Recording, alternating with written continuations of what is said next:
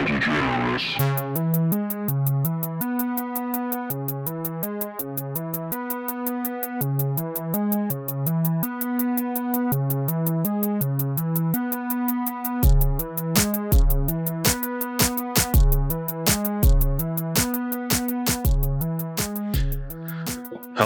and welcome to a quarantine special episode of A Pathetic Podcast. I am Christian, and I'm joined, as always, this time remotely, unfortunately, by our dear, sweet little Patrick. Hello, Patty.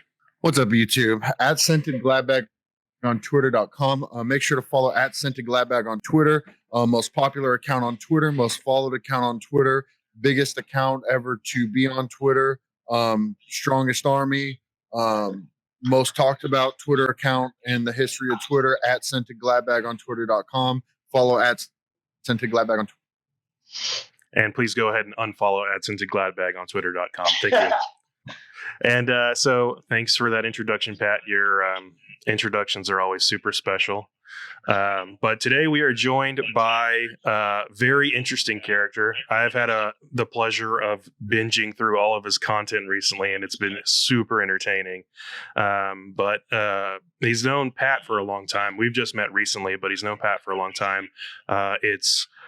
So let me go through the list of names real quick to make sure I got them all. We got Brian, Jerk, Neon Mitch on Twitter. Follow on Twitter at Neon Mitch. And the YouTube is Philosophers Stoned. So what's up, man?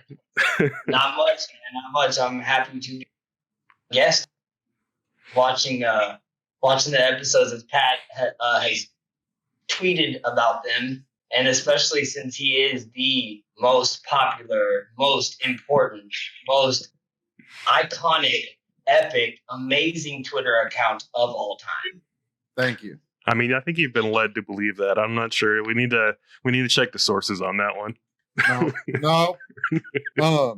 So I like outside of the typical intros and stuff, I know that there was a while back that Jerk, you had seen us posting clips, so you had contacted us before you started the channel, and we kind of, I guess, conspired together a little bit before you got started up. So one thing we definitely have been watching your channel. We're both subscribed to. We both. One thing that I want you to know though is that we're not going to like Rogan you, where like you'll talk about things you're into, and then we'll be like, oh, that's so interesting, and then later on we'll be like, what a fucking asshole, what an idiot. It's not like that. It's one of those things that regardless of what we know about or believe, we like to hear you talk about it. We think it's interesting no matter what. So I don't want you to think that we're here to like put something on this way, because I think I was talking to Christian about this earlier, and you're very well researched on these topics, and I think it's the funniest shit ever. Like, I audibly laughed when I was watching. I think it was one of your first episodes. You stopped and you said something like, "That's some Mesopotamian shit," and I just was laughing so fucking hard. You're like, "Yeah, we'll get into that later. That's some Mesopotamian shit." Oh yeah. So I guess just know where we're coming from on it. We've been enjoying the content. We've been happy to see you posting. Absolutely. Well, I definitely appreciate y'all for, I mean, like you said, I really didn't know how to start it out, because I wasn't going to do a channel at first. I was going to do more of a podcast, but then I was like, I started to kind of look into the content creators in the fringe community, is what it's called, of the fringe topics. And I was like, no one's really doing a vlog style. I mean, there are, but they're fucking unbearably nerdy. Yeah. Like, but they're just like, and then 4000 BCE is not the same as that. And I'm like, dude, I'm interested in the shit, but I can't listen to the motherfucker because he needs water every 5 seconds. And his fucking voice sucks. So I was like, I'm going to do the vlog style. But you kind of pointed me in the right direction of like, you don't need much. Like, you don't really need much to start. And I already had like a MacBook, whatever. And I was like, fuck it. I'm just going to dive right the fuck into it. I go back and watch those first few episodes and I'm like, fuck, damn. I could have done so much better. But I'm welcome to content creation. Like, it'll get better though, man. we Yeah, always for sure. look at like our old episodes. Like I was watching our old episodes and I was like, man, I thought this looked so good when we first started doing it, and we just, it gets better. I mean, you get more of an eye and an ear for it as you go along.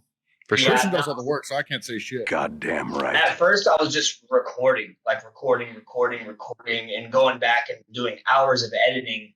And now it's like I can, if I have the stuff ready to go, I can pump out an episode in like 30 minutes, an hour at tops, just running through it. Yeah. I still have to stop myself from going, because a lot of the shit, even my fourth or fifth time reading it, I'm like, what the fuck? Yeah, that's me. I'm stopping in under 2 seconds. I'm a fucking idiot. Pat's mouth noises, man. You got to watch out for Pat's mouth noises. Dude, I think the problem is that I'm going back into this territory. I think the problem is that I'm just this kind of genetic clusterfuck of large whatever. So like my head doesn't work right, my fucking mouth doesn't work right, my fucking bones don't work right, and nothing fits me. So I'm just kind of this walking, fat noise making machine. So I just kind of embrace it. You're a coagulation of DNA and blood. Oh, just fucked up ass DNA. But yeah, so I definitely want to do like a very deep look into your content later on, because I have so much shit I want to talk to you about. Because like for me personally, I don't really subscribe. Like I don't really buy a whole lot of like conspiracy theories or whatever I don't believe in a lot of shit, to be honest, in general. But it fucking fascinates the shit out of me, man. It's so interesting. So 100% we're gonna do a deep dive into it. But before we do all that, like Pat was saying, we had talked about like helping, like, giving you advice or whatever on getting started. And that's really my introduction to you, Jerky. Like, I think that was like the first time we really talked was over that DM initially. But you and Pat have known each other for a long time, right? Like, where did you guys meet initially? So I met you through friends, because I don't know if you and I ever really like did much in person until I was living in Denton, but we both had a lot of mutual friends just through, because I came from a completely different music scene than all of our friends and all the people y'all are from. I was always kind of adjacent to it, so we would just kind of be around in the same place, probably a lot through Tyler Stevens too, and Cedric and whoever the fuck else would be around in the hardcore scene. That guy, the real king of pukey. Oh yeah, dude. And then also, I mean, dude, like you said, I also knew you through Hood. I went and got, I think like a little less than a year ago, I went and grabbed Campo Verde with him and Tyler. So I mean, I try to kind of keep in touch with you guys, even though we're getting older. I've just known them through that, and I've actually, like Jerk, I've been talking a lot about how I've been spinning. I think it's really funny because I didn't know that y'all were going to come out with, for those of you that don't know, Jerk was in a band called Vulgar Display. And I didn't know that y'all were going to put out Mark for Death. So I've been legitimately spinning that record since y'all put it out unexpectedly. And dude, that is, in my opinion, that's some of y'all's best shit. But it's good shit. I like it now. At the time, I was like, me and Chad and everybody were like, some members liked it, and I liked certain songs, and we were so like distant, and like everybody knows DFW is so fucking far away. So band practice was just like, I was like, I'm the singer. I don't fucking go to band practice. So I'll talk to you guys on the phone, which was a huge dickhead move on my part. But like, I wasn't as much part of the process for that album, Daniel and Chad. So I was like very skeptical about the LP when we did finish it. And it just kind of like collected dust. And then we did that last tour, and I was on probation and I'm pissed off at everything. I was like, fuck music, fuck happiness. I'm just going to fucking wallow away. But that was a good time for me, because that's kind of when my like fascination with all these weird conspiracy shit turned into actual digging and actual research. Like that's when I would sit alone in my room on YouTube for like 6 hours, and I was like, yeah, this is my shit. So how long ago was Vulgar Display like actually going? Like we broke up in 2016. I was going to say y'all are still playing shows. Not that I mean, just a few years ago. We did a like a final 2 shows in October of 2016. We did one in Houston because we got always down, and then we did one in Dallas with like a bunch of bands played. Can't remember. I think Iron Age played. I think so. Yeah, some shit like that. So it was like a real big deal for everybody in Dallas. But I mean, I miss it. I just don't really miss like fucking getting drunk and playing shows sounds really fun, but it fucking hurts. Like it hurts your body. And I'm 33 now, so I was like late 20s shit, and that shit was destroying me. Like that shit was like I fucking would sleep till 5 because I was like, I fucking hurt. My stomach hurts. My throat hurts. Yeah, so I'd rather just chill. I'll let the other guys do it now. I'm like, Scourge has like, they have everything under control with that side of hardcore. And like Frozen Soul and shit. Like, I'm so proud of Chad and Frozen Soul. That band is so fucking good. I went and saw them with in like February or something at like Ridgely, and I forgot how fucking far Ridgely was from Dallas. Yeah. It's like I was like driving for like an hour. I was like, what? Yeah. I was fucking like, lucky I love you, Chad. Like I'm driving an hour, and I just saw them play, and I had to be at work early in the morning, so I fucking dipped right after them. But that was well worth it. Like that was so worth the drive. Dude, they played Sunshine, that shitty little dive bar in Arlington, which is kind of fucking insane. Because Serious?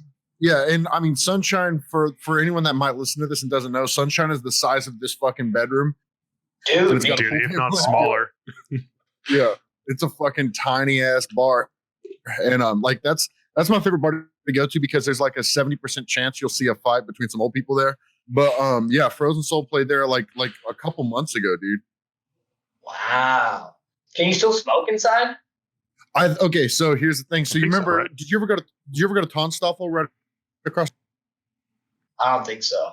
So I knew shit was changing. Like whenever I went to Tonstoffel and it was completely empty, and I saw an ordinance. It's right by like caves and shit.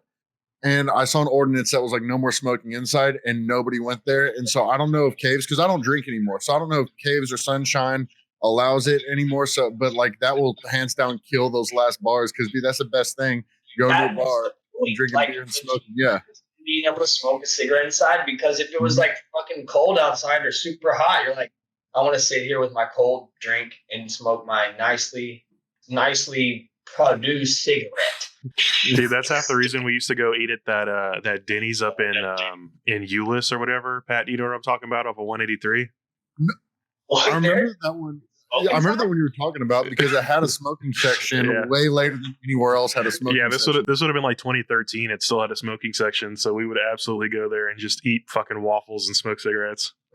Dude, I remember the first time I went to jail in Dallas was 2000. That was right before they took away smoking from the boys. And that shit was tight. I was like blazing cigs in my cell. Well, I felt like I was on a show Oz. Well, you could smoke in the cell? Dude, if you had cigarettes, you could just blaze cigs. Blazing cigs in the world done changed, y'all. Yeah, and then when I got arrested in like 2014 for some whatever in Denton, and I went in and like they still had the sign from 2009 that's like, as of January 1st, 2009, you're no longer allowed to smoke in jail. And I would just like stare at that sign. Like, just fucked up. Fuck the fuck up. Did you go to that one? Okay, so you remember that jail that was right next to the 7-Eleven that was off like Woodard or something, or like off McKinney or whatever? Was that where you were at? I think so. I was only there for like a night. I fucking bonded myself out in the morning. Denton is the biggest bullshit. The cop was like, if you just have a little bit of weed, I'm not going to take you to jail. And I'm like, okay, I have a little bit of weed. He was like, I'll take you to jail. And I was like, do that. Why don't you tell me you're not going to do that? Yeah. So I lived right by that jail, and we used to always go to that 7-Eleven there. Like I would just be going to grab a pack of cigarettes or like a 6-pack at like 11:48. and there would always be people that had just freshly gotten out or whatever, just cracking out by the front door of that 7-Eleven right next to that jail. Yeah, part of my probation was like the first month I was on probation, I had to do weekends over there. Horrible. Oh my God, dude. I read one of the worst books I've ever read in that jail. It's called The Last Man Out of Saigon. And it's like basically, just look it up. It's the worst fucking book ever. I couldn't, but I did get to read, they did have Dan Brown. So I got to read Angels and Demons and fucking Da Vinci Code. And I was like, hell yeah, that's my shit right Get that good Tom Hanks inspiration fix there going on. Fucking Hanks. What a guy. Dude. What a dude, I wonder what is your talk about him if you want. We can talk about him. We're absolutely talking about all that shit for what sure. A fucking segue, sure. dude. So like, let's go ahead and jump into your channel then, because we kind of got to explain for people who don't know. So Jerk's channel is called Philosophers Stoned. It's just YouTube Philosopher Stoned, right? There's no like weird shit to look for you on or anything like that. It's just Philosopher Stoned. Yeah. But the philosophers is a plural, right? Yeah, it's with no apostrophe, so it's just saying.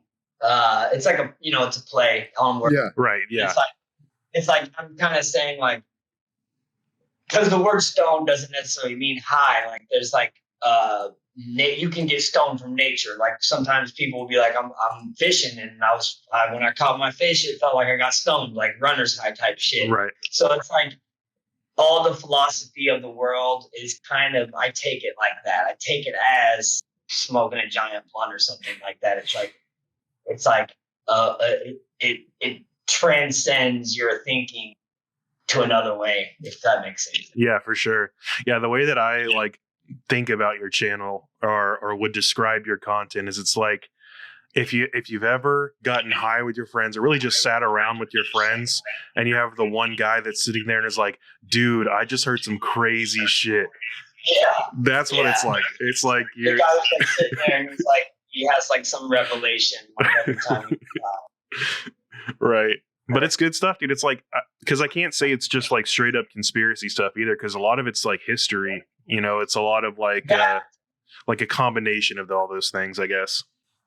That's what I try to explain when like I tell my wife's friends, like when they're like, what is your channel about? Like it's easy to be like, oh, it's conspiracy theory shit. But like my first episode is about the book of Genesis and the Nephilim from the Bible and shit. Like I try to do across the board stuff. I have a list, like I have an archive list of topics that I'm going to go eventually get into. And a lot of it is not necessarily fiction. It's like, right. Well, like there's real historical events that tie in it. Right. But that's where the good theories come from. It's like, this happened and we know it happened for sure. But here's why we think it's a little different than what history tells us. So like I like all the stuff.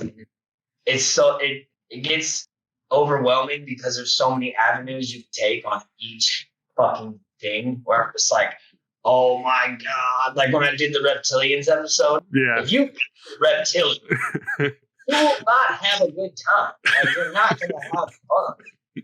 Which you learn that word, like you're gonna be like, "What the fuck am I reading?" Like, oh, dude, like that stuff blew my mind. Some of the shit that you had found on that, because I was just like, I had always heard of the whole reptilian thing of like, the whole secret race of people and they're all the leaders or whatever. But then when you started describing like the different types, like the ones with the wings and like the other ones, I was like, what the fuck? Yeah, and you know what?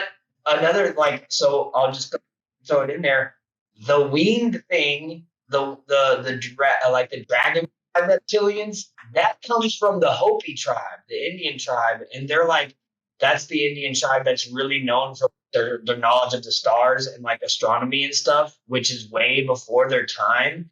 And so I got really into that shit. There's like a set of papers, a set of texts that come from the Hopi tribe, and I have a copy of them that I printed off at work because it was like 90 fucking pages.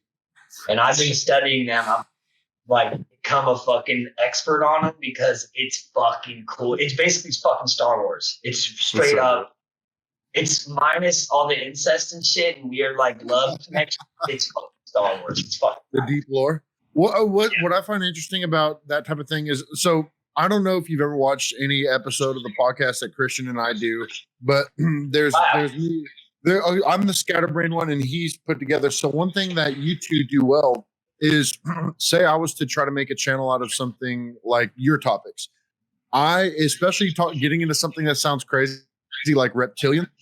It would be hard for me to have the conversation because I want to counter all of the arguments like before anyone can make them. I want to be like, wait, but stop before you go into that. So when you were talking about a minute ago how there's so many avenues and so many places that can be taken, that's why I have to have that's why it's hard for me to go to into anything that sounds crazy, because I don't want to speak on something if I'm not educated on it, and B, I feel like I have to argue for something when I'm just trying to talk about it. So you two both do a good job at holding yourself together on those, because I can't do it.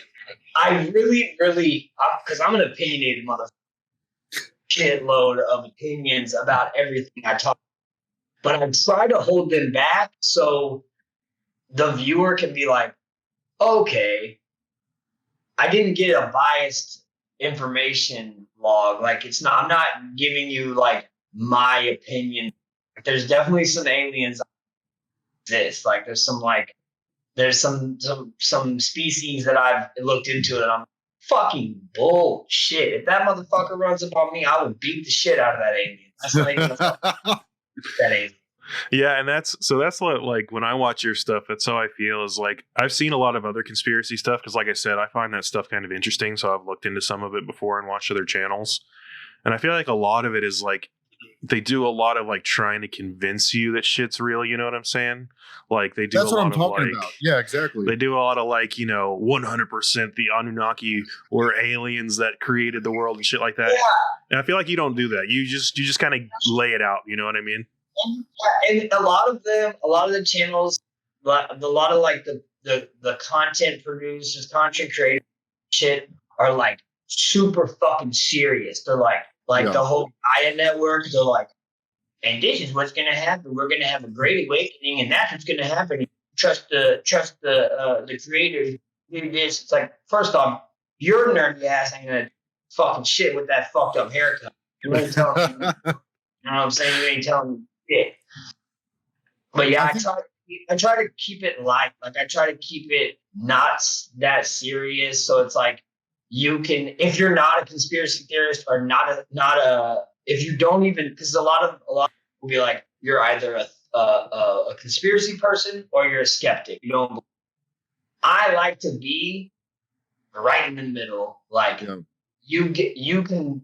Because I mean, I encourage people, if anything that I talk about, I'm like, the information's there. If I can find it, so you look it up. If it interests you, that's kind of like where I stand on it, because there are so many, even people I get my information from when I'm doing research, it's a lot of like, this is exactly how it is. Like, you can't really do that when you don't have any proof, because a lot of the shit has no proof. I think a good example of that is, I guess, if you're going to talk about the alien side of things, that is one thing that we would probably talk about. Well, but I have a hard time with, like you were saying, like I like the information being put there, and it's almost like a conversation over coffee. I think that's fucking cool. Whenever it's someone like, for example, there's people that I think are really smart, but I can't sit through them. Like Stephen Greer, I can't listen to him because he's so I guess arrogant about it, and and it feels like he's putting on such a show that people like him, if it was something I was interested in and wanted to learn about, I would say fuck this guy and turn it off. So I think that there's so many people in there. Yeah, turn me off on that. Like I've listened to some of his stuff, but I've also read one of his books because I was like, I like the information that he's presenting. I don't like how he's presenting it. I don't like his voice. I don't like his attitude, face. Like I can't deal with it. So I'm just gonna. There's a lot of researchers that I respect, like information wise, where I'm just like, click, I'm not going to listen to you, but I'll read your book and I'll read the book because I can get the information somehow. So, Exactly. so Jerk, like on like a scale, I guess, of like skepticism, right? So like me, for example, I'm generally like 100% skeptic on everything I hear in general, especially like conspiracy theory level. Like from a scale of like 0 to 100, where would you find yourself being like as far as actually believing in most conspiracies? Are you more on the skeptic side of being like the 100 being the skeptic? Are you more of like a 0, you believe most shit? I start off, so it's like it's a tipping scale. So I start off a believer on most of them, and I basically try to prove myself wrong. I try to like, because a lot of the shit is scary. Like a lot of the shit you don't really want to believe necessarily unless you're super in fucking end of the world happening. Like a lot of this shit, you're like a lot of the space stuff, you're like, fuck, I don't want this to be real because that means we could be a fart on a turtle's back or something like that. Well, dude, even the smaller scale stuff, like I was watching your episode on the Finders the other day, and I was like, I just don't even want that type of shit, or like the whole Franklin thing. Like, I don't want that to be real. Yeah, you know. Yeah, really like that stuff, and that's cool. You brought up the Franklin cover up. That's what called the Franklin cover up, and it's on Wikipedia. It says, "Hey, this was a hoax," but then when you read the information, you're like, this isn't a hoax. I don't want. Who the fuck would want there to be pedophile rings? Right, and Pat, I don't know if you know. I don't know if you know. What I was the going to say, give me a brief overview of the Franklin cover up because I don't know what it is. So I mean, and also for anyone that might watch this, it's good. Like, I can tell you in a couple sentences. So there was a guy named Publican, like a lobbyist, hedge fund guy. Hey, Jerk, you cut out for a second. What was his name again? Larry King Jr. Larry King Jr. That's right. And yeah, he was a fat black Republican who fucking came from Nebraska, and he had connections to this thing called bois, which is like a program for like. It's like it's like a camp for troubled kids, basically, or not like a camp, but like a program for troubled kids, basically. So that ties in to the whole satanic ritual. Because there was some shit that happened with Boys Town, and then at the time they had the satanic ritual panic. Like there was this whole thing in the 80s where everything was Satan. Everything was like Satanism. Like all the bad shit that was happening. If you know about the Westminster, that case, like those like underprivileged white kids from the trailer park got charged with this murder of this young kid. You said the West Memphis one? Yeah, West Memphis 3. There was a show about that, wasn't there? Yeah, yeah. There's been several. There's like, I think it's called Paradise. It's like several documentaries. Yeah. I think I've seen that one before. Yeah. But yeah, and the Franklin cover-up is, in the end, people that were researching it died. Photographers, like isn't that the one where the guy like died in a plane crash, right? The plane fell into a cornfield. That was a photographer. That's right. Who had a bunch of pictures of incriminating shit. Basically, that was going to be the nail in the coffin for the case, and him and his son died in a plane crash on the way back. Yeah. And then it's now it's a hoax.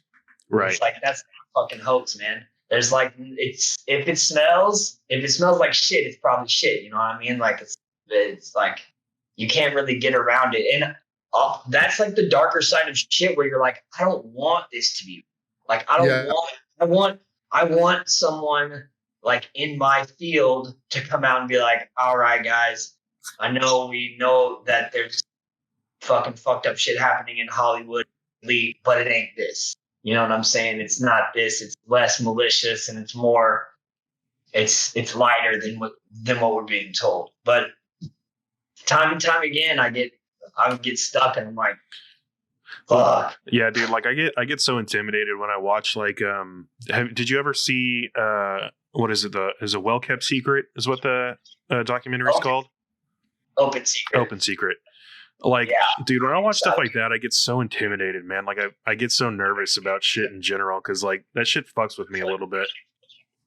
Well, you're also powerless. Yeah. You know, I think one thing too that's kind of funny about that is like you were talking about, like both of y'all were talking about kind of like if it stinks, something's weird there. I do think in a funny way, it's crazy how much like modern, especially young people, just acknowledge that that's how it is and there's not shit we can do about it. Like, I mean, I'm sure that in your field that's a very serviceable stuff, but like with the Epstein thing, everyone in our age group is just like, yeah, that's just obvious, whatever, who cares? You know, like it's funny how it's not like this thing where it's like, surely that's not how it is.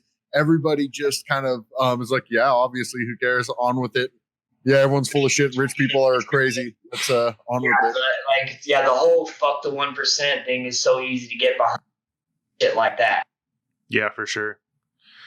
But like I said, though, I feel like your content is like, I can absorb the information and not necessarily take like an opinion away from it, or like say that you swayed my opinion one way or the other on if shit is true. Like, you know, not even just like the really major crazy stuff, like the big Annunaki stuff, or like you know, all that type of stuff. Even just like like I said, like the Finders or like the Franklin cover up, that type of stuff. Even when you describe it, I'm not like, oh, it's 100% true, 100% true. I could take that and go like do my own research with it. That's really that makes me feel good, because that's really the I'm not trying to sit here and make a fucking conspiracy theorist, because that would be worst fucking world ever if everyone was like, oh, it's a conspiracy, that'd be fucking so annoying. Like, I'm friends with some guys in the community that are like way more skeptic than you.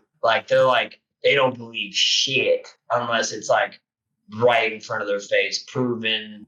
And that's I like having people like that I shoot the shit back with, because it's like, it doesn't necessarily level me, but it's like it humbles my view on skepticism in the first place, because kind of like with this whole fucking thing that's happening, I get mad when I see people that I know believing every single thing they read. Oh, dude, you're my friend. I don't want to call you an idiot. Like, I don't want to call you a dumbass. Like, it's just like, it's funny. It's funny how it all like connects. That's what we were kind of talking about earlier. Like, everything, the pandemic, I could probably link it back to in some type of way, which is hilarious. Like, some type of thing, because it's like, someone was, I had a poll on Twitter today, or like I had a question like, why are people like anti the country opening back up? And I'm not saying we shouldn't open back up, and I'm not saying we should. I'm just asking why you would be against it or why you'd be for it. And people are like, you know, it's gonna, history repeats itself. And if we open the country back up too early, more people are going to die, more people are going to get sick. We're going to have a bigger tragedy than we would if we just stayed closed. But then we have the capitalist side of being like, well, if we stay closed to the economy, and it's like, what is the economy? It's the Federal Reserve tugging everyone's dicks. Like, it's not like, I'm about to go off on this topic. No, it's good. It's good, man. But yeah, I mean, like I was saying though, like, I appreciate your content for sure, and you know, I think that one of the things that I think of when I watch and I really want to get your input on it, like, because even when I you know, I'll watch like an episode of Joe Rogan when he has Eddie Bravo on or some shit, and like I'll watch, you know, stuff like that. I feel like I notice online that there's a big connection, or like people connect conspiracy theorists or like people in the conspiracy realm with like hardcore conservative right wing type shit. Like, do you feel like you noticed that at all? That was a big problem for me when I first started like paying attention to specific researchers, and like, you know, I'd follow them on the internet, and you are a dude who believes in the hollow earth, and all you do is retweet Trump. Like, what the fuck? Like, that I try not to take any type of political stance with these people because I don't want them. I don't want to have any like bipartisan shit. You know what I'm saying? I don't want to be like known as the liberal conspiracy theory guy, or I don't the Republican conspiracy guy. But that is a very good point. That there is so much like I feel like where it started.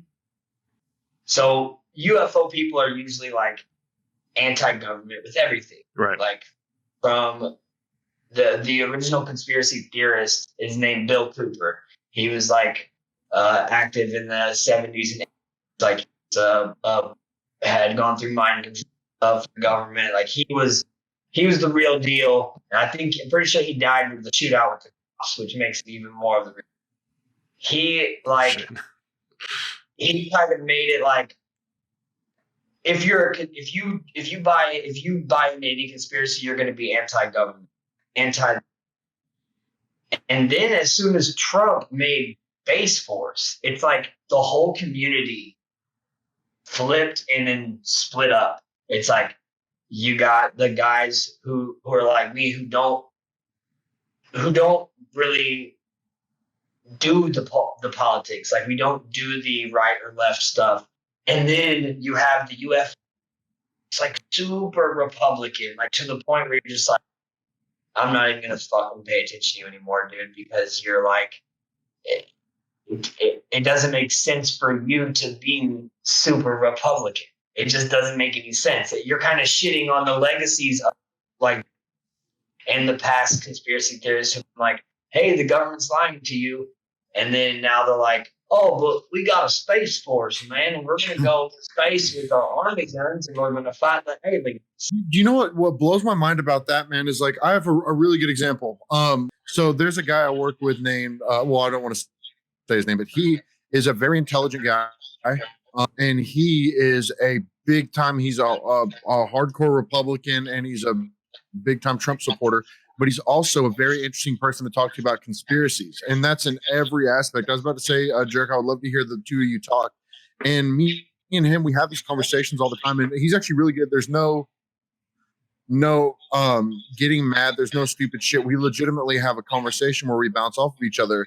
And sometimes I'm sitting there talking to him like, dude, how in the do you see things in this way and have the views that you do? And when you talk to a lot of these people, a lot of times it really is like these deeply ingrained things from growing up with them. Like they might have grew up in the country in a church. So no matter how much they actually might not be that way, they have this part that's almost woven into their DNA. And there's something about maybe the fact that nothing outside of the norm, nothing outside of your Christian God and your church, maybe since that was forbidden, maybe that side of things kind of tempts them, I guess. But it always blows my mind. And everyone that I talk to, they're always the ones that are smart, the ones that can actually talk. It seems like there's just some part of them is open to that conversation and is so good at talking about it and so smart, but kind of stuck, if that makes sense. And that's where a lot of them get. It does completely. And it's frustrating to me because it's like, it's like, you're just like, dude, break through that little mold that you have in your childhood. You broke through that. You'd be so much better off. Because, I mean, there's a lot of, like you said, there's a lot of right-wing alien. Like, it's really crazy to me. Like, when I start researching the specific guys that, so the thing is, I think you've heard the term cultural shift or whatever, and like how we're going through like a phase of like things changing. And I obviously Trump is the first Trump president we've had, right? Like we've never had anyone like this before.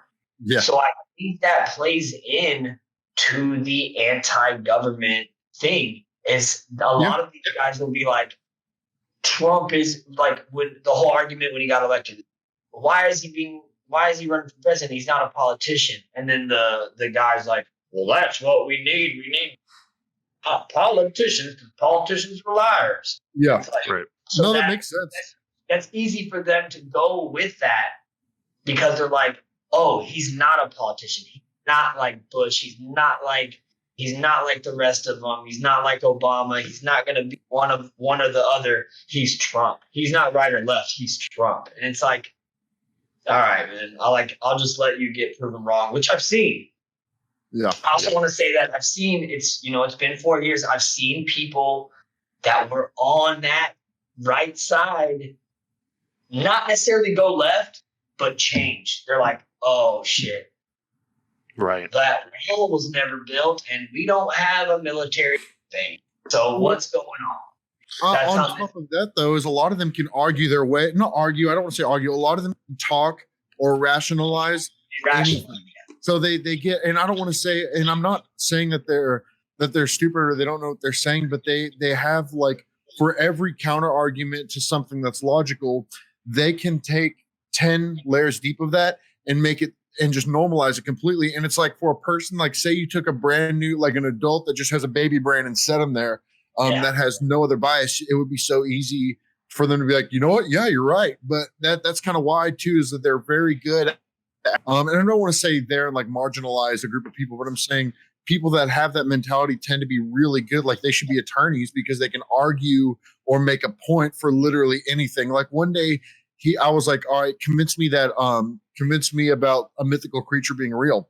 And he was able to literally, like, if I was like just a random one, he was able to make the point so well. And so that's why it's hard for there to be change. Like, I know you said you've seen change, but it's hard for them to make change or change their opinion because they can justify it. They can explain it.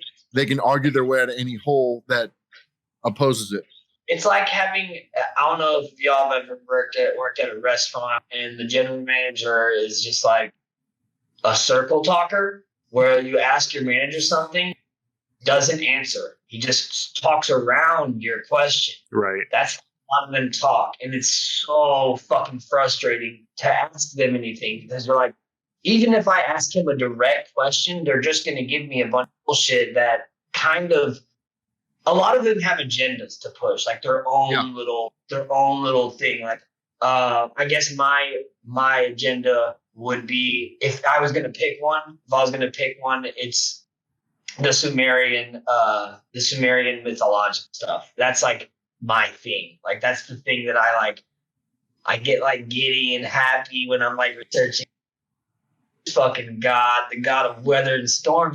Fucking cool. Like, I get all like, dude, yeah, you were very much like very excited. Oh, what was it? I think it was the Marduk episode of yours. You were just like so excited about talking about it. I fucking love Marduk.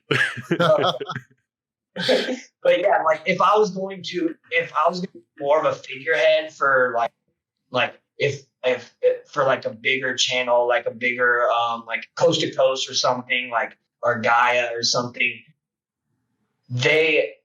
it's almost like politics.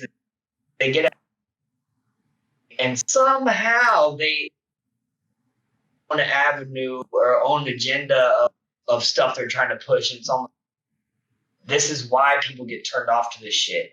Like, why can't you all, which is why I do fuck with Joe Rogan's show based on guests, but because each guest he has, like, the researchers, there's a guy named Graham Hancock who has wrote a bunch of books, Fingerprints of the Gods, Magicians of the Gods or something. Yeah. Anyway, he's like a very knowledgeable researcher and author, and like, if I see that dude pop up on Joe Rogan, I'm gonna watch the whole episode, and it's good because the audience that Joe Rogan has, right, like, it's very vast. Like, there are nerds that watch Joe Rogan, there's jocks that watch Joe Rogan, there's skeptics, there's conspiracy, it's really all over. It's like, we need shit like that. Like, we need shit that's unbiased. And I know that Joe Rogan sometimes like throws his opinion in there, but it's because he's got a personality. Obviously. He's an entertainer. Yeah, for sure. Yeah, exactly. Well, so it's, when I said we weren't going to do that to you, I didn't mean like that. I meant more like he'll listen to Bob Lazar talk, and like he'll be like Bob Lazar. He'll talk to him and love everything Bob Lazar says. But say like Tom DeLonge goes on there and talks about the government's up in Podesta, he'll be like, "Oh my god, that's so interesting," and then he'll talk to someone else and be like, "Yeah, what a fucking nut." But in general, though, I do watch his show for that. I wasn't trying to say that I don't watch his stuff. I'm glad you brought that up. Like that's kind of fucked up because even though I'll go ahead and say Tom DeLonge is fucking full of. Oh, as his fan, I agree. By the way, as his fan, I agree. So he's been paid by the fucking CIA. Like it's all like a shill hat thing. Like it's like a.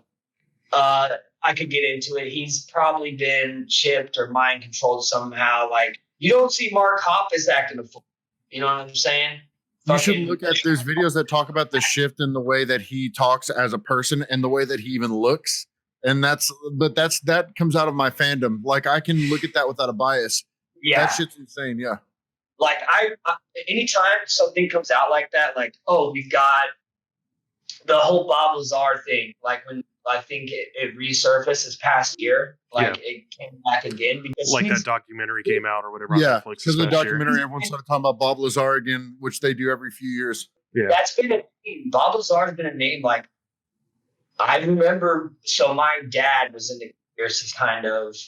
So I'll get into that. But Bob Lazar's name has been around since I can remember. Of even being like 14, 15, like getting on the internet and just Googling Area 51. But he disappears for a while. Like shit gets too real for him because people, there's people that like will take this shit like very seriously. They're like, you're messing with my Jesus when you talk about the alien. Yeah. And they get mad. They get really, really, really mad. Like I had a conversation with one guy about how he was like, I just don't believe in any of science fiction shit. And I'm like, bitch, the Bible is science fiction. You have motherfuckers turning into snakes and shit. Like it's science fiction. It's fucking science fiction. Yeah. Like the Garden of Eden story that everybody knows. You have a talking fucking snake. Like that is science fiction. I'm sorry. That's just how it is. And he was, well, I guess you're right. Like, thank you. Thank you for telling me I'm right. Now I can go home. Now I can leave McDonald's and stop talking to this employee. Dude, Lazar is strapped because of those people. Dude, have you seen Bob Lazar is like Uzis on deck? Like, dude, he is literally so strapped because of these people. That guy, Bill Cooper, William Cooper. That motherfucker is hard as fuck. William Cooper is someone to look into. I would do an episode on him. It's just like a lot of the stuff that has been covered a lot. It's kind of hard for me to cover. I just did 2 episodes last week of 2 very, very popular topics. One was the Somerton Man, and one was Passant. So I was just on YouTube today, and fucking that mystery show on BuzzFeed did a fucking Somerton Man episode like 4 days after I did. I was like, you fucking motherfucker. They're stealing from you, man. Fucked your algorithm up, dude. I'm fucking surprised, dude. I wouldn't be surprised. Yeah, so Pat, I've been like I said, I've been watching his stuff a lot lately. And dude, have you watched his Anunnaki shit, stuff like that? Like he was talking about the Sumerian mythology. No, I haven't watched any of that. I know that's like his shit. I watched a lot of the first few episodes, and a lot of times whenever I see that he comes out with something, I immediately put it on, just as something to listen to while I'm working on music or whatever. But no, I haven't listened to it. I'm glad that I'm not the only one that feels the way I do about Stephen Greer, because like for a dude that's so smart and has so many cool things to say, he's such an insufferable asshole that I think he's just making entertaining himself more than anything else. But yeah, I mean that's fine, man. Like, and I don't particularly have like anything against your average conspiracy theorists or anything like that. I just find that like a lot of the content that I see when it comes to conspiracy theories is like very just like pompous in a way, and like very like my favorite word, masturbatory. Right. Yeah, and I hate that. I hate the whole like, if you don't believe this, you're an idiot type of thing, or like the I'm fucking right, you're fucking wrong type of shit. I'm glad that you picked up on that. I already have a dickhead mentality. When I was like getting into producing content, I have to stay away from that side of shit. Like some of these channels that I watch, I still watch them. I'm just taking the information for what it is. If I can deal with the host, but it's like, dude, you cannot present information. Well, not one, because not everyone leaves. Like, the whole skeptic thing is very important to have skeptics. If we didn't have skeptics, like if we didn't have complete skeptics, like 100% skeptic, like kind of like how you said you were, like we need that. Because if everyone believes this shit, we have a bunch of fucking idiots running around like scared. Like people would be like Chicken Little, you know what I'm saying? Right. You'd be like, it's falling, which is how I felt when this whole first started, the whole pandemic started, because there's a whole thing about the guy. If you want me to get into it, I can describe it quickly. I was about to say, what a good segue, because we were about to talk about some of that. So, I mean, with things going on and with that kind of being the reason that we're stuck here, I think that in being on Twitter, being on any social media, you're going to hear every which spin of it. Before I get into, I want to hand you something before you get into, I guess what you want to get into about it. So, I mean, we've had these things, we've had SARS, swine flu, we've had these other smaller things that have happened, but this was the first time that I went to, it felt like a scene out of a movie. I went to the store the other day, because I mean, you have to buy groceries, and there was a line that was buried off outside, and this is the most capitalist thing ever. There was a loudspeaker out front that was a friendly voice telling everyone to keep their distance, and it felt like something out of The Purge, like, we attention shoppers. Some 1984 type shit. Yeah, it was like, keep the fuck away from each other because of the virus. Have a wonderful day. And it felt super weird. And that was the first time that I was like, at first I was one of those people, I'll admit it, that was just like, this will pass. This is one of those things. But that was the first time that I was like, okay, there's something going on here. And whether surface level, it's okay, here's the virus, or there's, what you want to get into with it. That was one thing that I wanted to hand you before I hear your take on it on the podcast, because it's that was the first time that I took it in any way, shape, or form seriously. And I want to know, why is it such a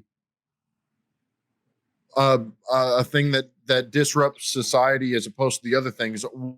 What makes this different, and why is it so?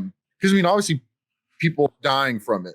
So I mean, it's hard to figure out what's really going on, from my computer at my house, and really know what I'm talking about. But it's scary, See, that's why it's very conspiracy people to jump right in conspiracy, and not as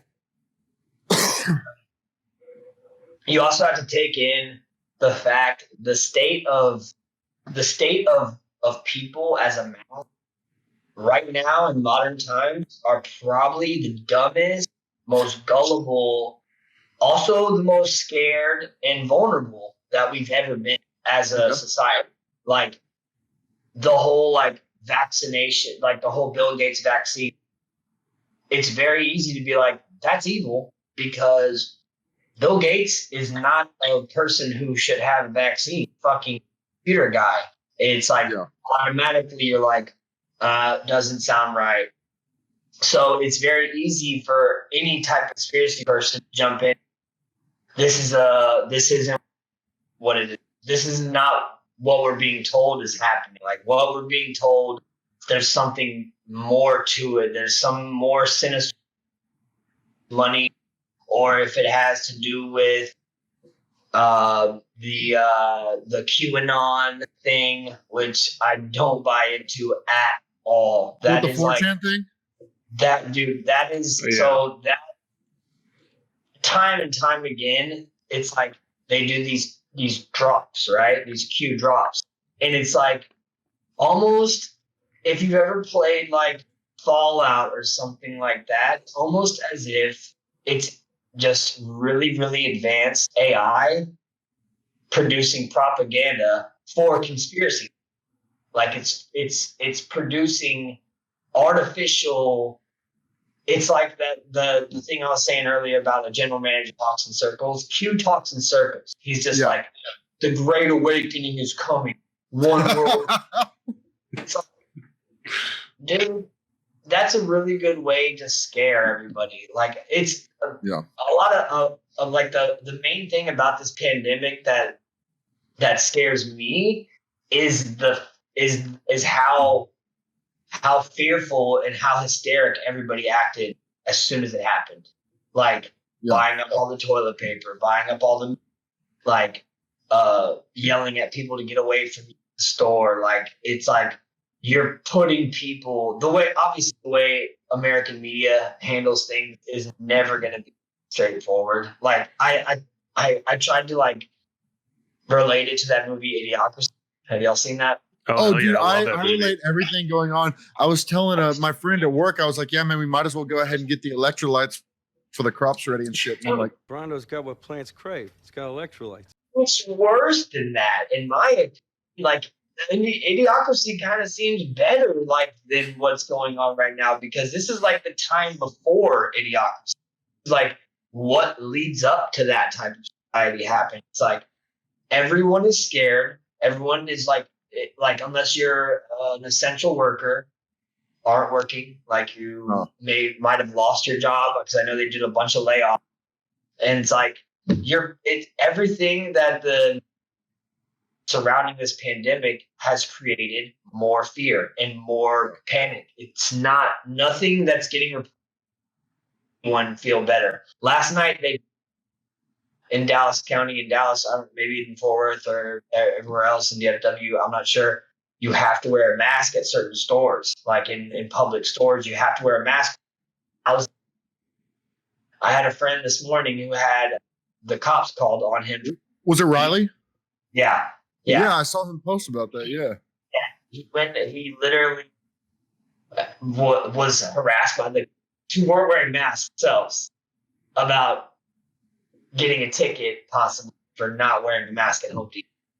It's just like that's not step one. That's a further step down, because step one's already happened. Like with the whole fear that, remember how everyone thought martial law was going to hit? Yeah. At first, that was like the big scare thing. Or like there was all these videos of like military tank shit on train yards and shit like that. It's like I didn't really buy into that, because I feel like that shit happens all the time, and it's like one of those things where if you look for something, you're gonna find it. Yeah. We are a military state. We are a police state. Like we're gonna have tanks. Like we're gonna have shit like that. It's if you find it at a certain time, that sparks that fear of martial law. There that. They're gonna be at their house, and the cops are gonna come, or the National Guard's gonna door-to-door checks to vaccinate you. Well, in your realm too, that's common. I mean, for and I say your realm in terms of things you talk about, like it's probably hard to talk about things because if you're looking for it, you'll find it. Like you said, it's like the number 23.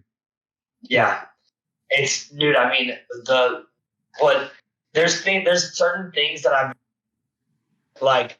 Kobe Bryant's death, I avoided that not easy, but it was kind of hard to avoid because I follow all these guys who be a cult. Like they can break down do you guys know what gematria? Well, what is? I'm sorry, lost you for a sec. Gematria is like the numbers, like when like symbology with numbers, like dates that it happens, the time it happens. It's like that numerology shit or whatever. Yeah. Oh, okay. Gotcha. And then at first, like I'm like, man, that Kobe just died from a faulty helicopter or whatever, bad weather in a helicopter. It's the same story like with Leonard Skinner or Buddy Holly, like something happened like that.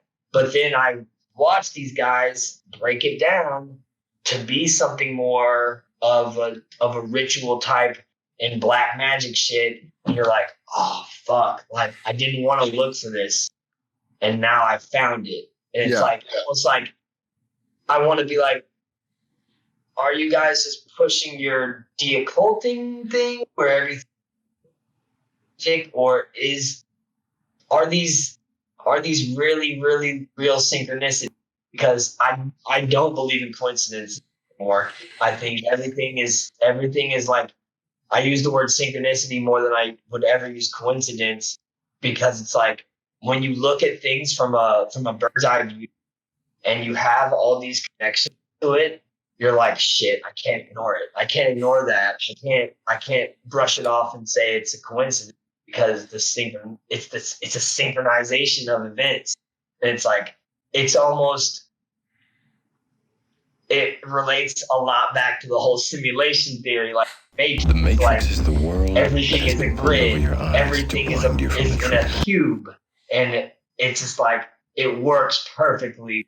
Talk that you have to keep a skeptic mind into that stuff, because you're like, will I lose like my drive in life? If you fully believe in the whole matrix simulation theory, you Yeah. might lose the care that you need. Like, you might lose that human, like the human need to care about your responsibilities and like the things that are important in your life for you to be comfortable. If you completely believe into it and kind of lose your real focus, you'll be like, shit, there's no point to this. It's a fucking it's a simulation. Truman It's like when you Show. stop Yeah. being an NPC Yeah, it's and becoming Yeah. a self-aware, Yeah, exactly. self-aware Exactly. NPC. Yeah. So Jared, let me ask you, because like we've been talking about the fucking quarantine bullshit that we've been going on. As somebody who actively delves into, I guess, what I would consider like almost like panic topics, like things that would make you normally very fearful, and like now everybody is super fearful because of all the shit going on. What's your like tactic to kind of stay sane? Because I like, when I speak to you and like when I watch your content, you don't come across as like panicked, or like some conspiracy theorists seem like real like paranoid and like wide-eyed type of shit, but you seem very chill about everything. So like, what's your secret to like keeping chill even though you're looking into all these type of like crazy shit, like scary things basically? It's really, I mean, I was always taught, it's funny, because that whole like growing up and having those molds of belief in you put by your parents or where you live, that type of thing. I guess I was blessed that I was, taught to not believe everything. Even the stuff I do believe, sometimes I don't really believe it. Like, I believe it because I'm reading it and the information's there. But then when it comes down to like, is there a fifth dimension? Maybe not. But then it's really, really, really, really, I have to stop a lot and be like, that's one thing that keeps you humbled, knowing when you have to quit. Like, not quit completely, but when you've done research for 4 hours, I mean, I feel like on any topic, like any like people who study like theosophy and religion, those professors who look into old Indian texts or old texts, they can't do that shit for 12 hours a day. Minds. They'll start believing in all the, like everything. So the way that I look at it, this as fun. That's kind of why I started my channel, because it's fun for me to explore that type of shit. That's why I don't get too about it. Like, the only times I'll really kind of like when like the Finders Cult shit, like those are more like when it has to do with real humans being harmed. It's like you kind of got to take it a little more serious. People have lost their lives researching it and earned for it. And of course, there's the skeptic side. It's like, oh, maybe it's a coincidence, but it's like, how many coincidences for you have to believe? Like, you not have to believe, but you convince yourself. You know what I'm saying? It's really a personal thing. Everybody's different on it. Like, nobody's gonna, even like that work as teams, I still feel like each of them has their own outlook on each topic. So it's like when they're behind the closed doors producing their fucking episodes with George and Ori, they're like, well, let's stick to the stuff that we agree on so we don't confuse people. That's another reason why I myself, well, and because not a lot of people want to even talk about this shit. That's another like problem I've come across. Like a lot of people are just like, no, I don't want to talk about space. Space is, it's like talking about the 95% of the ocean that hasn't been discovered yet, you know? Like, Yeah. no one wants to talk about, like, if there's a megalodon, dinosaur sharks, or like giant octopus. We don't know, and we probably will never know, especially in our life. So it's just like, you have to, I take it as a fun, it's like a hobby. Like I take it as, it's fun for me to research all this stuff, and I don't get too serious. There's only been a couple times like that shit made me sick to my stomach about like, there's some religious stuff that's like ancient religions, like there's stuff where it's like, fuck, what's wrong with these fuckers, man? God dang. I think there's a difference. I think there's a point where you make it like there's something where like you discuss it because it's something you're interested in, it's something that you research, and then there's people who make 100% of their identity. And when it becomes part of your ego, that's probably when it gets harder to discuss. And I would say, and this isn't a dig, or this isn't putting me or any of us on a different level at all, but I think most people are not able to discuss things like this without getting, not like taking things personally or having views that are so being too ingrained, it's hard for them serious, to right? discuss. Yeah, exactly. And I think that's why, and Jerk, that's why I appreciate you coming on, man. And I think you were good for us because basically our life motto is don't take yourself too seriously in anything. That's the motto of this podcast.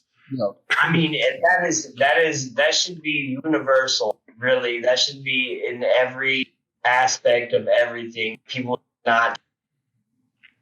That's the problem with a lot of the similar channels. They take themselves too seriously, and then they kind of put themselves on a pedestal.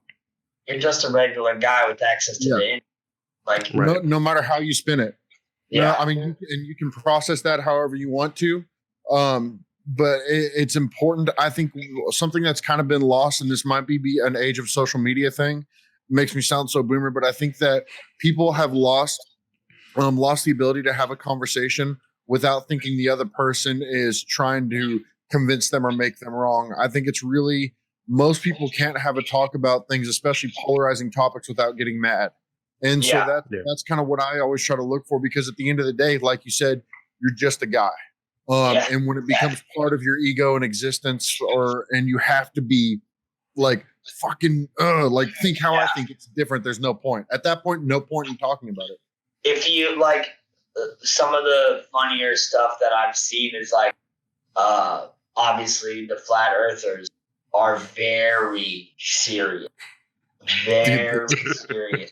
Dude, they'll kick your ass out of their group so quick. You will not find a flat earther that's not like fucking like how Catholics are about Jesus. Like they're like, that's what they're like though. They're like, they will fuck if the flat earth was like cut your dick off, they'd cut their dick off for sure.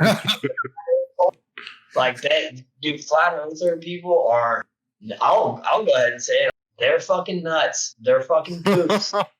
Like it's spooky. The way they do it is not, it's kind of, I feel like a lot of flat earthers are like loser of the French, because they only focus on the flat earth. And that's what I like. So I'm going to tell y'all exactly how I started in my entire life, this fascination. So there's like a, I wouldn't say it's a theory. It's like, so people are drawn to certain things, like your soul, like your soul. Like I was drawn to heavy metal when I was very young. Like it's something no one put me on. No one, like, I was watching MTV and like Alice in Chains came on and I was like, this is fucking sick. I love it. And I'm going to be into this shit for the rest of my life. So there's certain topics of research that there's like reasons, well, not necessarily reasons, maybe a past life. They were a Sumerian worker, so they are into like certain topics will draw certain people forever. Like they'll be into that topic. So that's where I'll segue into how I got started. And this is a banger of a sentence. My great grandpa shot Bigfoot in about the mid 1930s. What? What the fuck? Holy This is the shit. shit I'm waiting for. Holy shit. So, This is the shit I want to hear. my great grandpa, Cecil Calvert Storm, shot a Bigfoot on his property in Clarksville, Arkansas in the mid 1930s time period. And there's a witness, my grandpa, who's, I think he was like 6 or 7 years old. And my grandpa is not a bullshitter. He won't tell you a story so you'll smile. Like the stories he tells are for the factual information point across to get to not necessarily to spin a tale at all. So like even times where I've joked about that Bigfoot not being Bigfoot, I get shut down. Yeah. So I'll tell you this if you want to hear it. Yeah, hit us. All right. So Cecil, my great grandpa, was a moonshiner. Didn't believe in education whatsoever.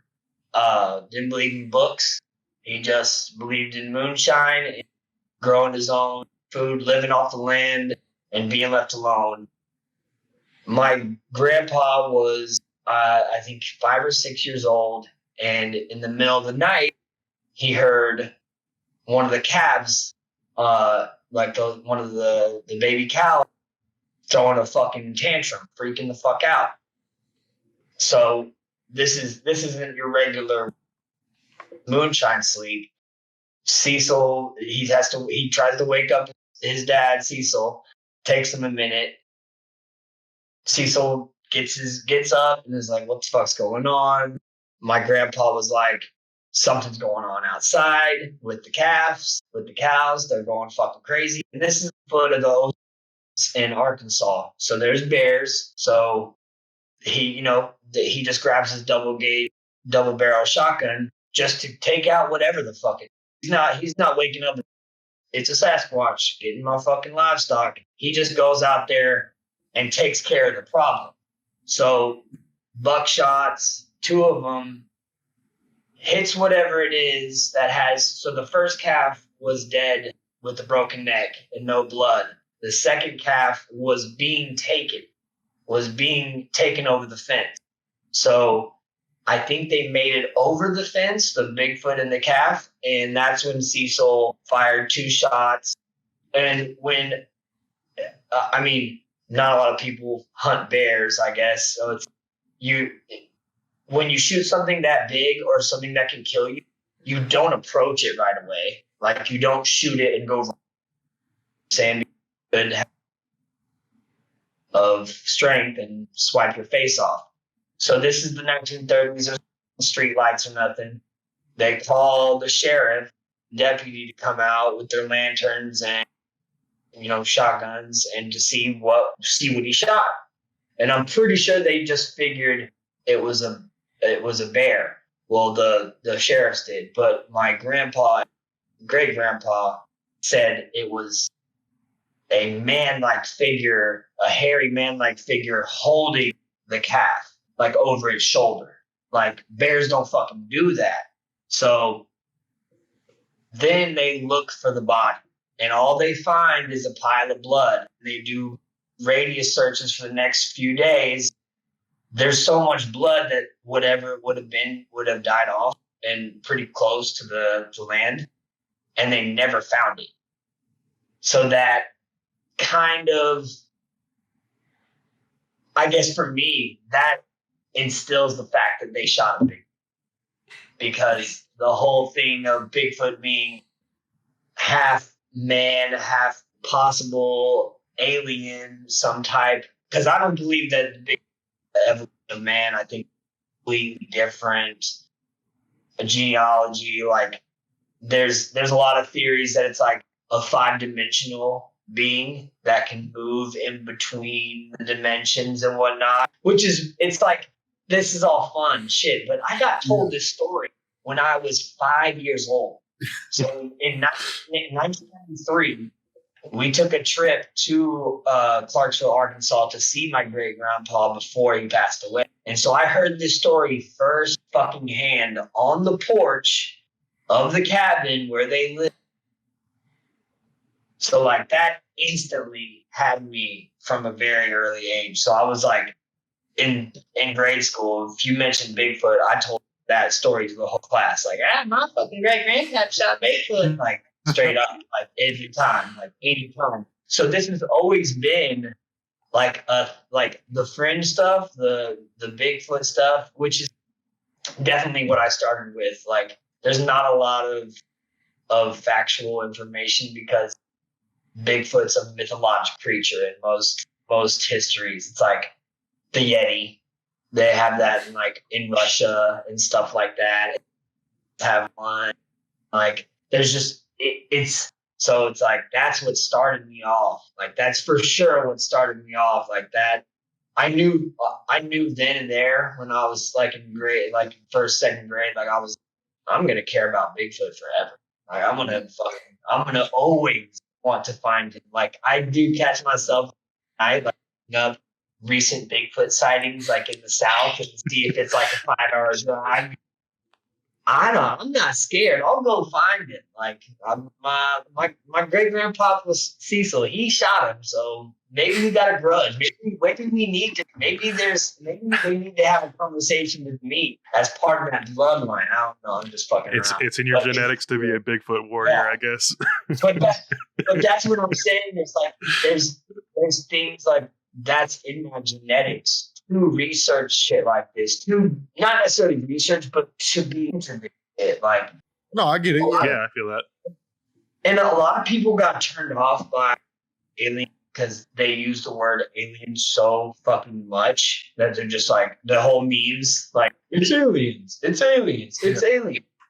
But they use that term so much and so broad that they kind of fucked it up. Yeah, they kind of fucked it up. They kind of fucked up the term alien.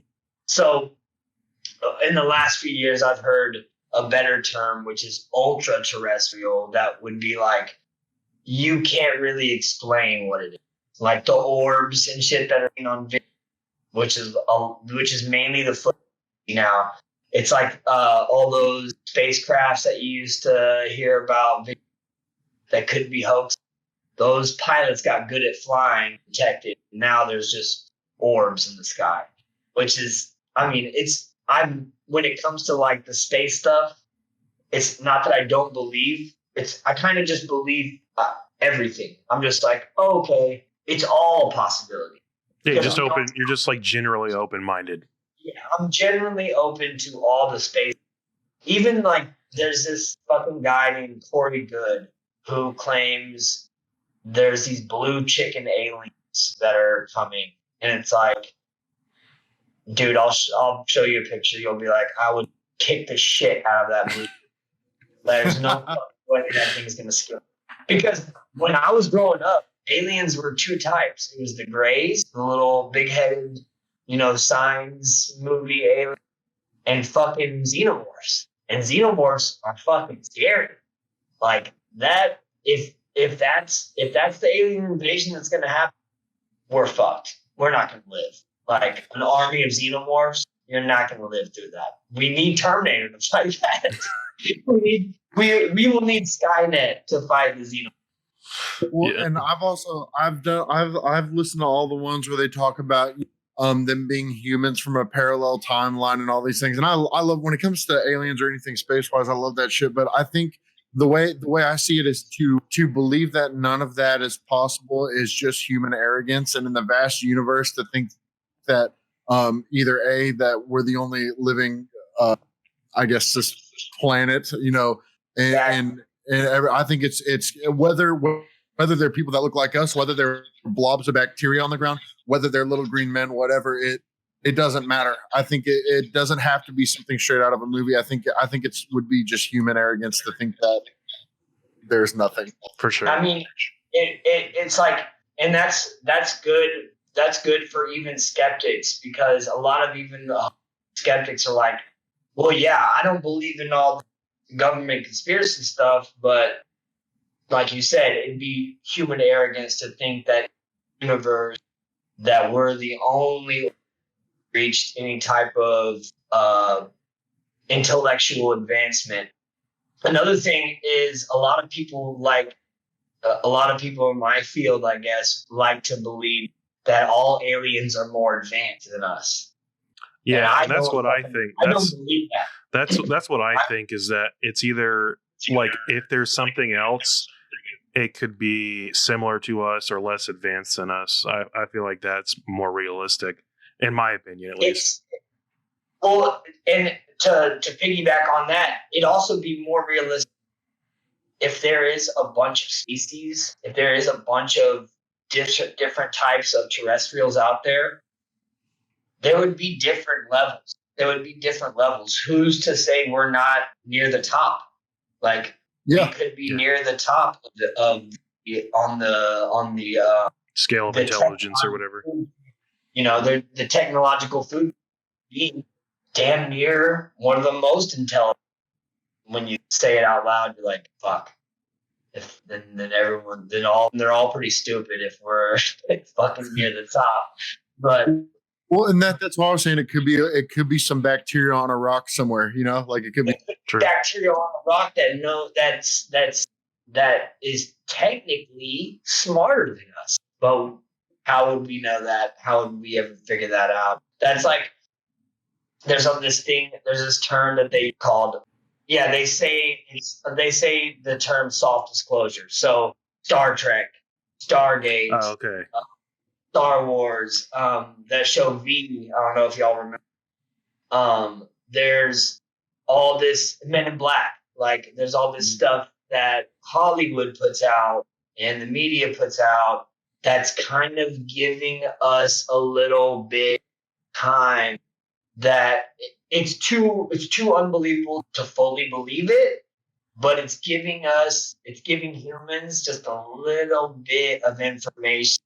So when the aliens do attack, or the government does say, hey, yeah, aliens for years, and we have these treaties with them that keep us protected and keep the desktop blowing us up, like that won't send everyone into a panic because soft disclosure has been happening. So people like me wouldn't be like anybody, not even just people like me, people who are into science.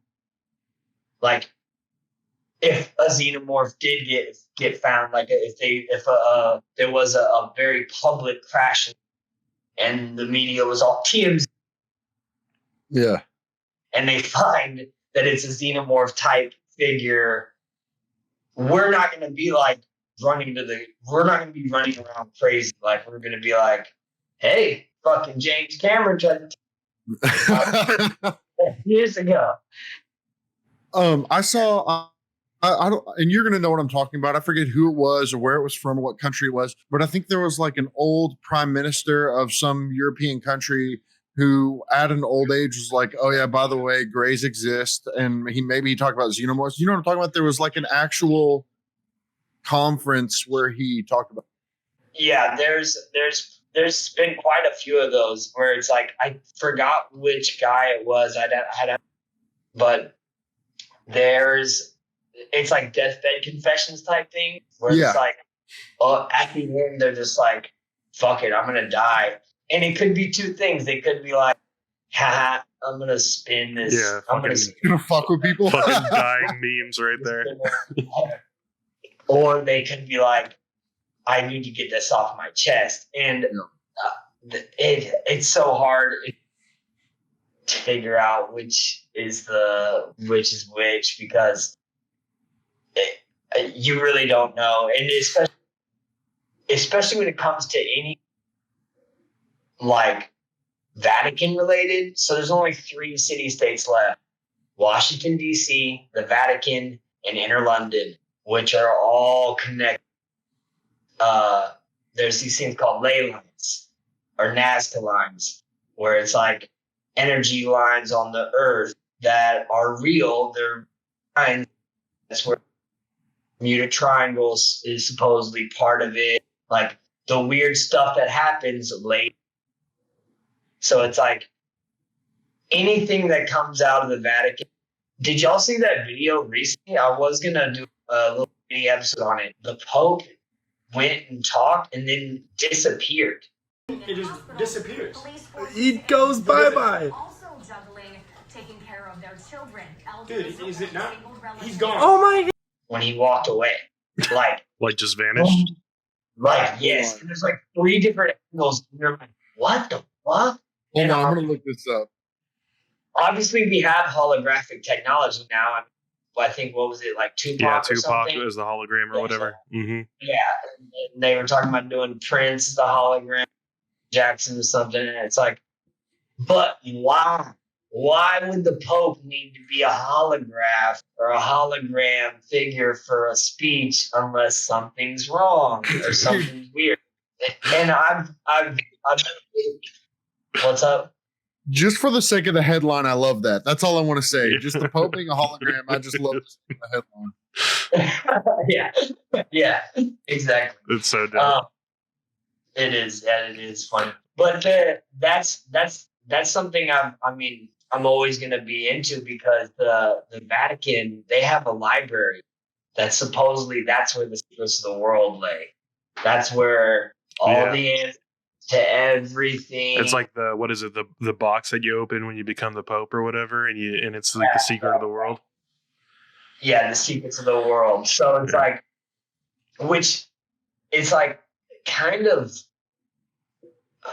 it's like scary to me that there's a library that's owned by the biggest church ever, like the Vatican owned one of the last city-states that we have in the world owns all this information, and that relates back to like the burning of the of Alexandria, like the library with that carried a bunch of ancient texts and information.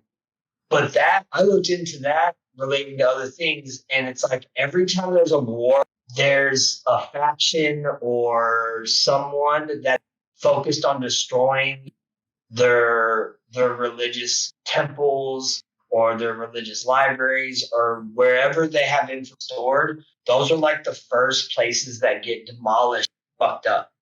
So it's like, damn, is war not even about oil or money? Is destroying history so they can make their own? Rewriting history. Exactly, yeah. Rewrite, producing their own version. It's like, because I wish I could go back and like be a history teacher for school so I could do like an alternative history class. And then get fired for having alternative history. Fired as fuck. Chapter 1. The Mayans aren't Mexicans. They were You're fired. Yeah, exactly. Well, I'll tell you what, Jerk, we need to have you back on because, dude, we can talk about so much shit, I feel like. Yeah, he was about to get me started on Fort Knox. We're going down too many rabbit holes. But yeah, man, I really appreciate you like coming on and being a part of this episode, man. This was a fun one. I enjoy talking to you. I had a great time, dude. I'm always down to talk about shit anytime. Dude, please come back. Let's do this again. Yeah, dude. Yeah. We need to do an in-person one. We'll wear tinfoil hats and shit. I'm down for that. Hell yeah, I'm down for that too. That's cool. I'm glad y'all had me on. You guys asked, like, I was like, yeah. So I was telling my wife, I was like, it's kind of like my first interview ever. Cool. Like, but sometimes I chop it up with some big research, like through email, and they give me props to my channel, which makes me all, because I'm like, oh, these guys. Yeah. Like these are people that I've watched their videos, and they'll be like, hey, you're on blah blah. And I'm like, you learned something from me? I've been learning stuff from you for years. Like, yeah. Hell yeah. It's like, shit, that's cool. But yeah, man, I'm always down anytime, dude. Anytime to come on. Fuck yeah. I love Pat. So it's like anything Pat asks, I'll do it. Yeah, we all do everything for Pat.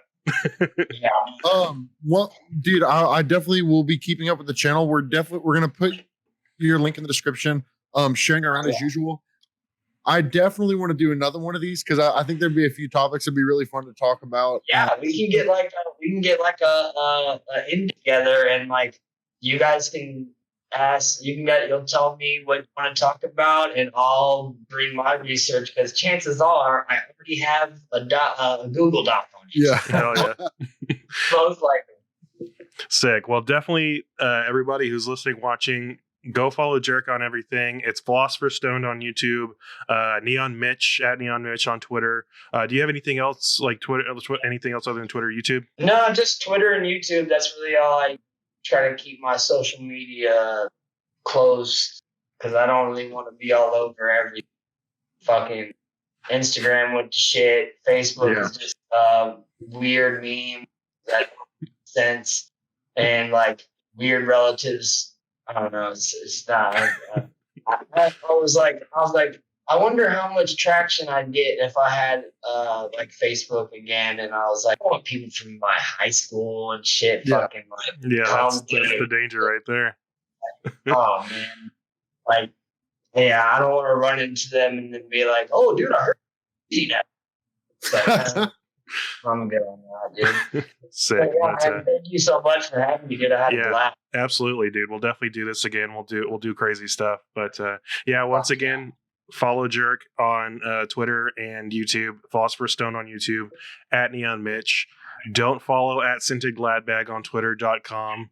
That's Pat's Twitter. Unfollow Scented Gladbag, but you should follow Rented Sad Hag at Other Pathetic, which is my new personal Twitter. I finally made my own Twitter.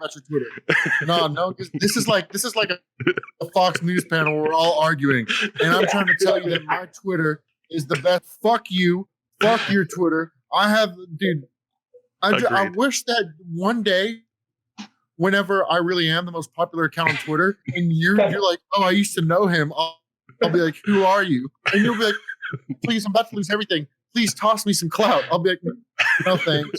I'll stomp on your head when you're hanging out with Yeah,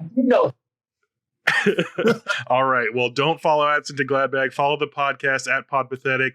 You can find us on YouTube, Spotify, SoundCloud, Apple Music. You can find us everywhere. Make sure you subscribe if you're on YouTube. Give us a like, give us a follow, whatever. Just holler at us. We're definitely going to do more episodes with Jerk. And thanks for watching and listening.